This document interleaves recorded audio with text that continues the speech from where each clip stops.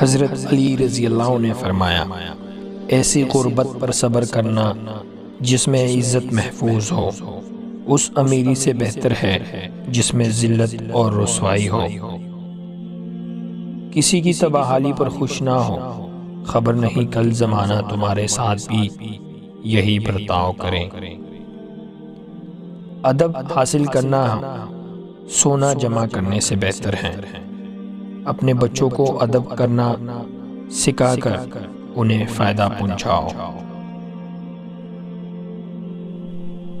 اپنی زبان کی تیزی اس ماں پر مت چلاؤ جس نے تمہیں بولنا سکھایا ہے۔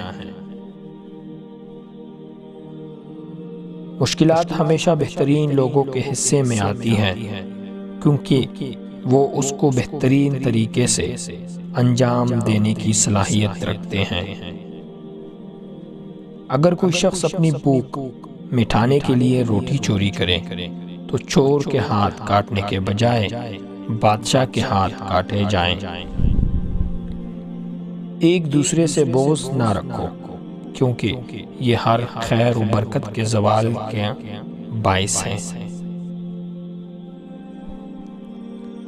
اگر تم اپنے علم پر مغرور ہو تو جہالت کے لیے یہ ہی کافی ہے۔ انسان کو اچھی سوچ پہ وہ انعام ملتا ہے جو اسے اچھے اعمال پہ بھی نہیں ملتا، کیونکہ سوچ میں دکھاوا نہیں ہوتا۔